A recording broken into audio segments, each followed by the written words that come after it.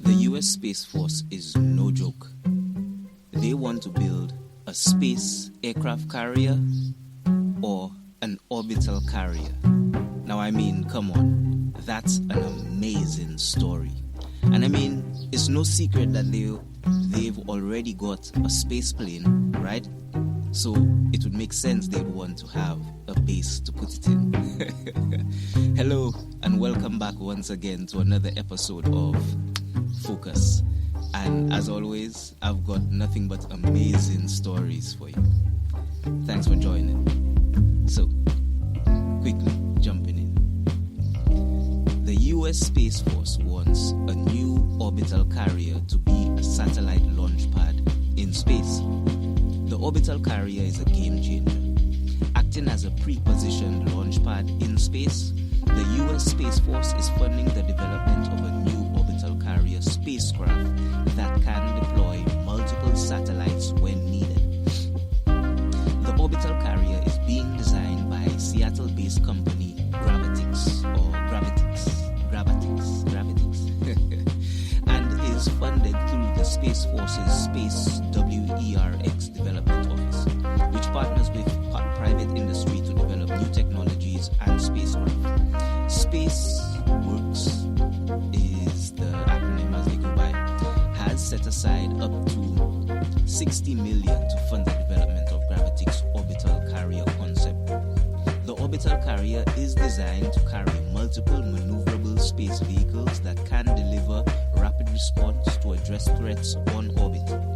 Gravitix wrote in a statement that means it will be able to act as the space-based equivalent of an aircraft carrier, ready to rapidly deploy satellites in response to any threats to US spacecraft in orbit. In recent years, the US Space Force, not to be mistaken with the comedy on Netflix, has been pushing for the development of more responsive spacecraft operations, which means, being able to quickly reposition satellites in orbit or being able to launch spacecraft on accelerated timelines. In the statement, Gravitix CEO Colin Dugan said the orbital carrier concept is a critical initiative for the US Space Force's ability to position spacecraft quickly and defend assets in orbit. The orbital carrier is a game changer. Acting as a pre-positioned launch pad in space, it bypasses traditional launch constraints, enabling space vehicle operators to rapidly select a deployment orbit on demand. Space Force leadership has been warned that potential adversaries such as China and Russia are developing and testing new anti-satellite weaponry and capabilities, and even practicing dogfighting in space. Typically, counter-space operations involve radio frequency jamming, cyber attacks, or using lasers to blind sensors on spy satellites. But in response, the US Space Force has created units dedicated exclusively to targeting adversary satellites, has conducted live-fire jamming exercises against simulated adversary spacecraft, and has trained units in simulated on-orbit combat. But with the orbital carrier, the service is signaling that it wants to be able to put new satellites in the strategic orbits as potential adversaries conduct active operations. If an adversary satellite were to blind or dazzle a critical optical spy satellite with a laser, for example, a spacecraft waiting in the orbital carrier could be quickly deployed to block the line of sight between the two and restore the spy satellite's operation. Or, if an individual satellite is in a constellation, gets damaged or degraded, the orbital carrier could quickly deploy a new one, fulfilling the pre-positioned launch pad role Gravitix envisions. Space Force has been developing and testing these rapid response capabilities in recent years, launching some satellites within timelines of just 5 months from order to orbit. The service's Victox mission in late 2023 saw Firefly Aerospace launch a Space Force payload within just 27 hours of being given the order, setting a new record in responsive launch, or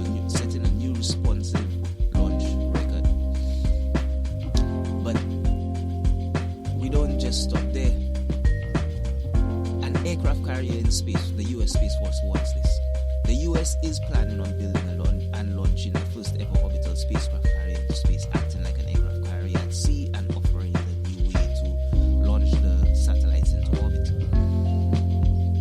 The carrier, I think why use an orbital carrier? Currently, the deployment of spacecraft such as satellites, but in a nutshell, should I say it like this? Amid escalating global tensions and a burgeoning space race, the U.S. Space Force's groundbreaking initiative to develop an orbital aircraft carrier with gravitics is set to revolutionize satellite deployment and bolster national security, is the story so far. But in a nutshell, gravitics is developing an innovative orbital aircraft carrier for the U.S. Space Force to enhance satellite deployment. The carrier offers protection for satellites against the harsh space environment, safeguarding sensitive components. This project reflects the U.S. strategy to strengthen its military presence in space amid a potential arms race. Public and private partnerships, like the one with Axiom Space, are crucial for ensuring technological superiority. The orbital aircraft carrier is a strategic innovation, and the quest for space superiority, according to gravitics officials, the orbital aircraft carrier will offer an unpressurized or unsurpassed, or will offer an unpressurized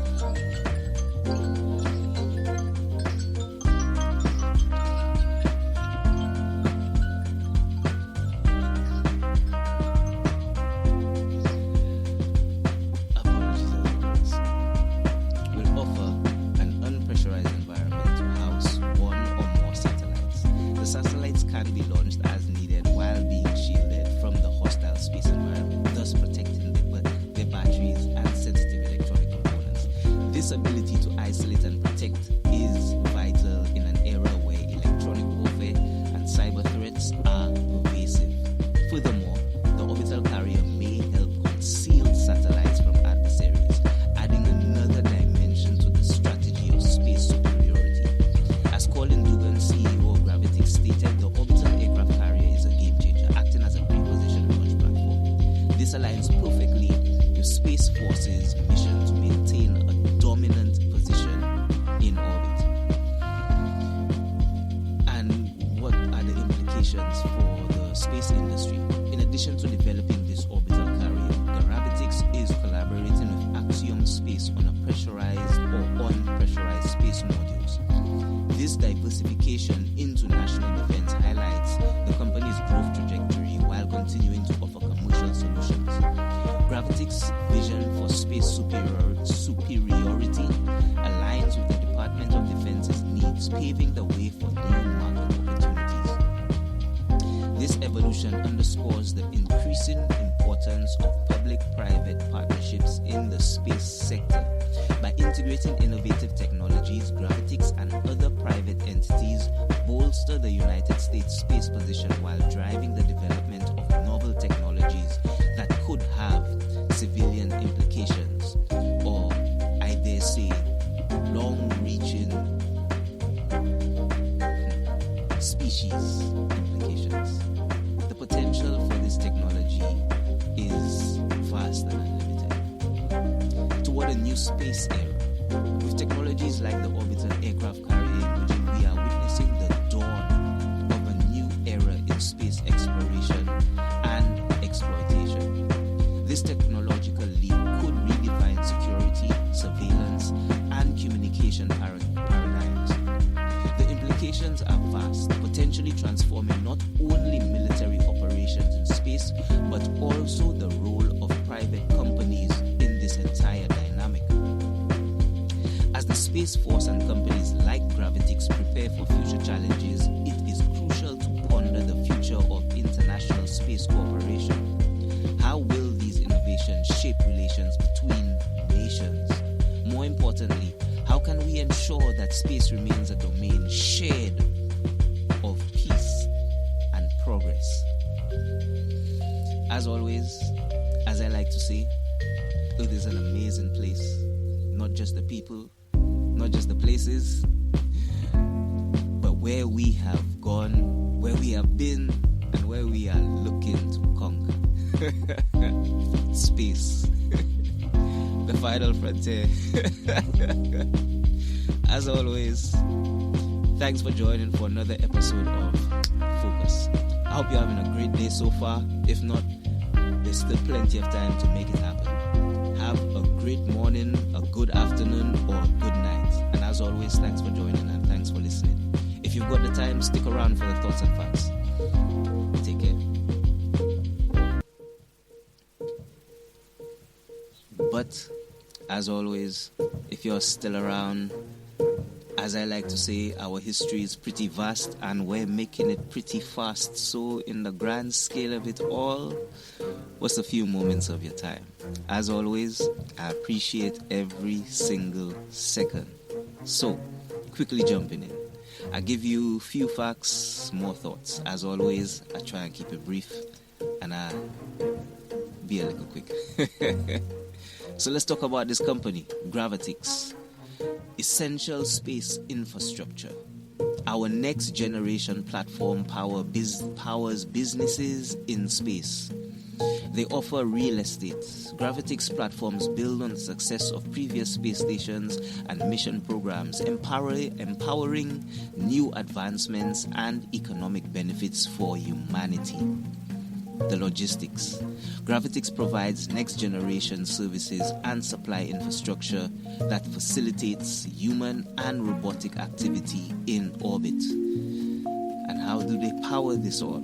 Gravitix delivers innovative power solutions. Our battery technology is safe and effective for space and terrestrial applications. But I give you a little more because it's intriguing, is it not? Developing the places in space. Beyond space stations, Gravitix modules are built with flexible outfitting options in mind, enabling focused use cases for the ability to host a variety of capabilities in a single pressurized spacecraft. Our products are built to support your mission, whether they are attached to a commercial space station or launched as a free-flying unit. I mean, come on. Meet the ultimate building block, where you can attach the interfaces, the tanks, the primary structure, the grapple fixture, the propulsion, the windows, the shielding, and of course, the batteries. And you can build your own space infrastructure. I'm not kidding. Just jump onto the website, Gravitix, check them out. Logistics. Enabling your mission. Gravitix offers turnkey logistics solutions that provide services in orbit and bring assets where you need them. Gravitix logistics services bring lower cost and faster delivery to our customers. Missions are not limited to destinations. Logistics services can be produced or procured for a variety of support needs in orbit. And before I get there, let's talk about the power. Gravitix battery systems. Batteries fit for space optimized for your application. Intensive power systems demands are not unique to space stations, but apply to a variety of use cases. As Gravitix develops flexible, high-demand space station batteries, we are supporting other space and non-space customer missions that require the same advantages for the power systems, for their system solutions. So they offer safety, fire protection, high power performance, lifetime, reliability, speed, operating temperatures between minus 30 and over 45 degrees, 0 volt capability for safe transport, lifetime up to 60,000 cycles at 1 degree. Many more cycles than traditional Li-ion cells or Li-ion cells at least 1,000 cycles. But they don't stop there. In addition to standard products, Gravitix creates custom battery systems on a case-by-case basis, ensuring an optimal solution for terrestrial, seaborne, airborne, and, obviously, spaceflight applications. But, as always, you can actually contact them and get some more information. But let's jump back on the logistics. Their capabilities: low Earth orbit operations, delivering tug, ferry, and other services are available. Power options to power for payloads that need to stay charged. Secondary missions: visit and to deliver to multiple destinations. Flexible loading for precious payloads that can sit idle on the launch pad. Positioning capability: the system uses versatile propulsion technology for gentle boosts, orbit raising, and everything in between. And on-orbit warehousing. Cargo bay capability allows for storage periods on orbit. And last but not least, my favorite, the end-of-life deorbit services are available. Now that there in itself is an entirely different episode. I'm just going to say this. Have you heard about what they want to do to the ISS? Check that out. Anyway, swiftly moving on. Gravitix's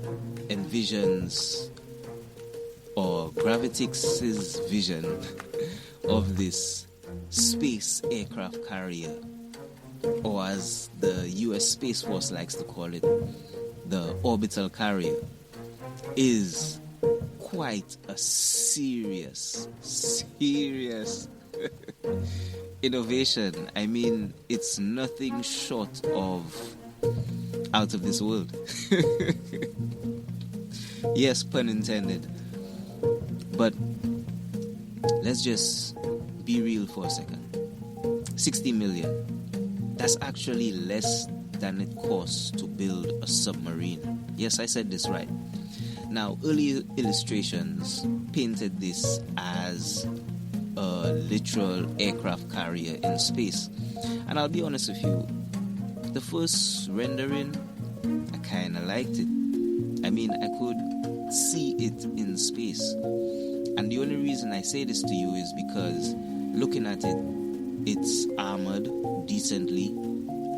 If you're going based on what you know aircraft carrier to be, look like, replicate, or resemble in real life or / on this planet, its walls are quite thick and reinforced, meaning it could survive an explosion. But the reason I say this is because obviously space is a very hazardous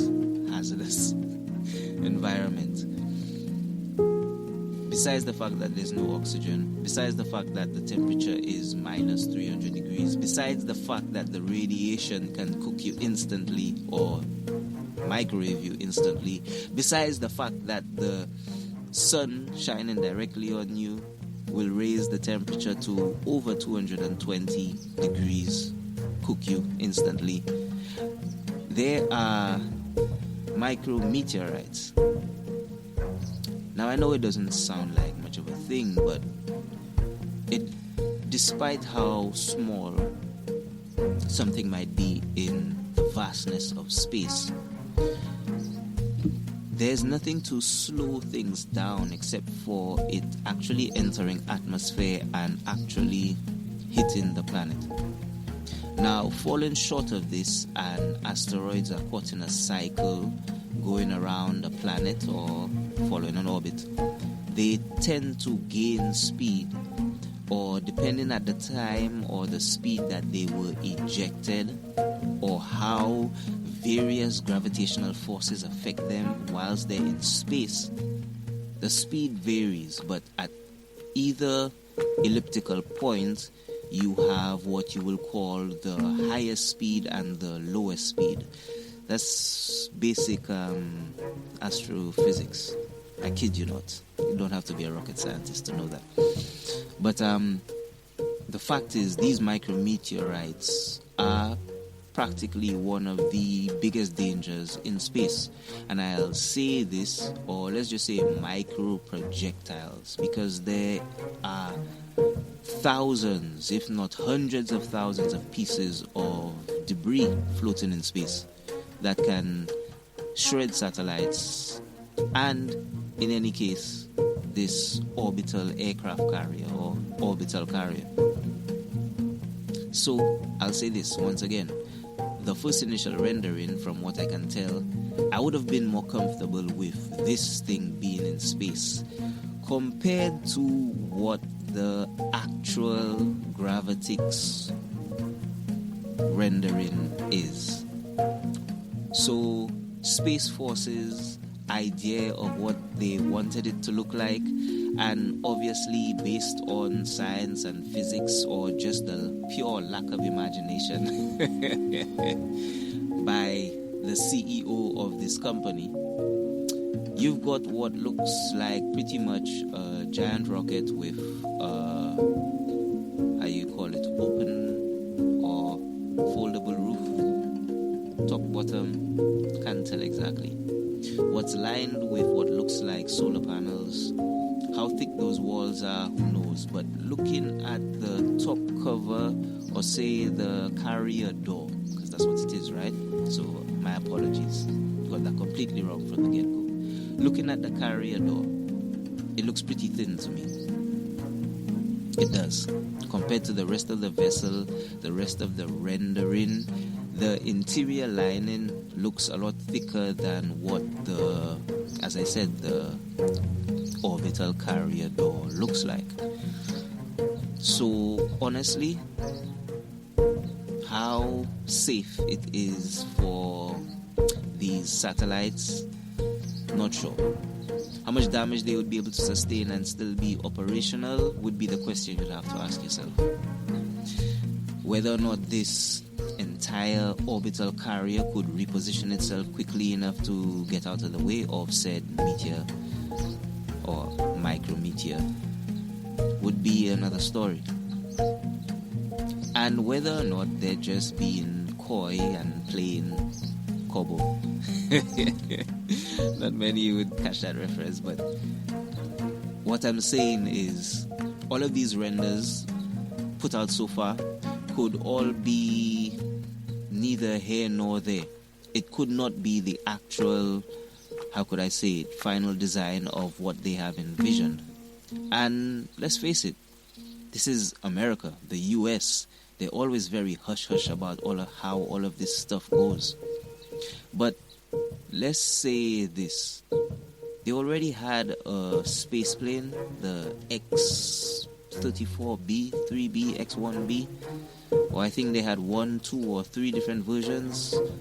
Who cares? China's got their version. I think North Korea or South Korea, one of them. Yeah, I think it was Kim Jong-un. Yeah, one of them. Either way, it's no secret. It's not, how you call it, sci-fi, science fiction. It's not Star Trek either. It's real life. So they already have these vessels, spacecraft, call them what they are, in orbit, and they've already run them through their paces. I mean, the XB-1 was reported to have been in orbit for excess of a year plus, and operational, maneuverable, readjustable. What it was doing in between that time, who knows? They said it was just a test.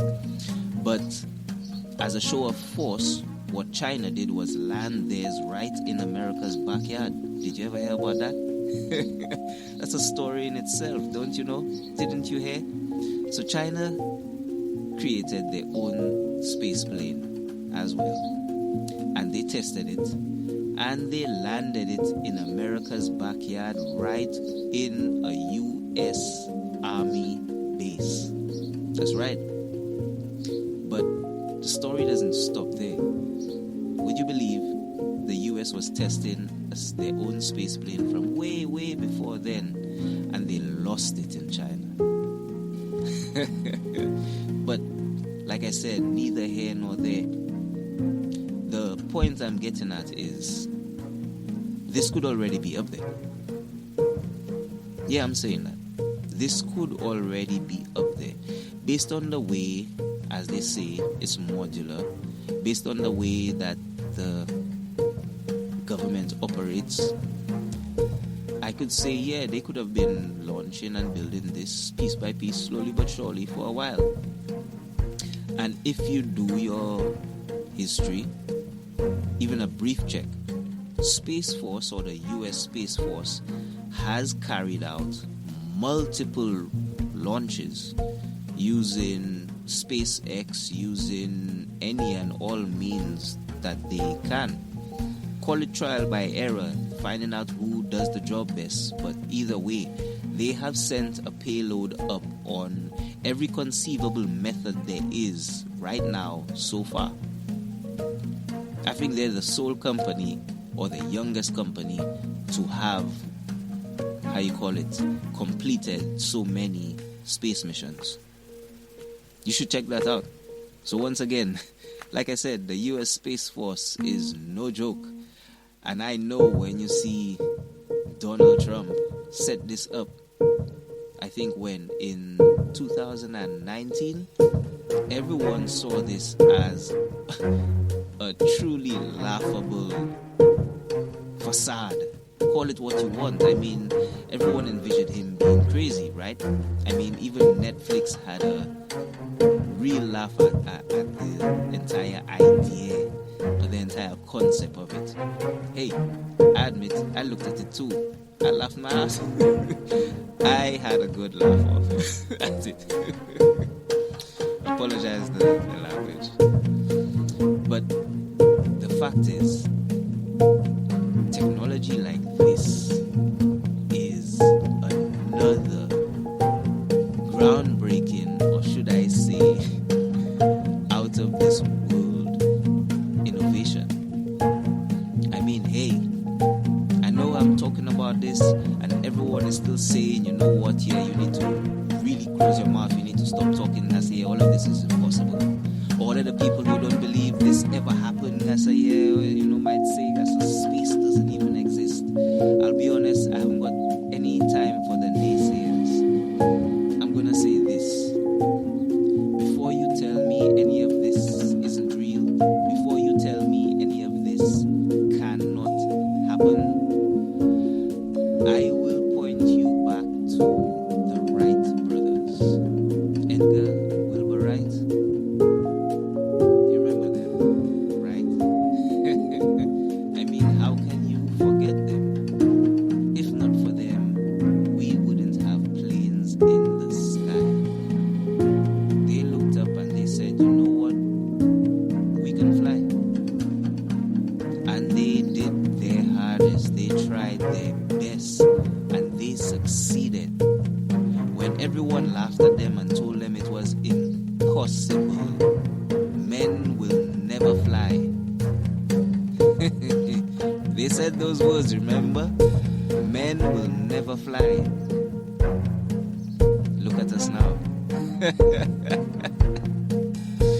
Come on, look at us now. As always, more ambitious than ever, reaching for the stars. As always, as I like to say, Earth is an amazing place. Not just the people, not just the places, but our ambition. It is astounding. It is unbelievable. It is amazing. It is out of this world. It does allow us to achieve the impossible. As always, thanks for joining for another episode of Focus. For more articles like this, check out future episodes. For links to the articles, check out the episode description. And as always, have a great day. Carpe diem. Let no one destroy your zen. Let no one destroy your peace. And have a great day. And if it's not going your way, remember, you still got plenty of time to make it happen. Take care.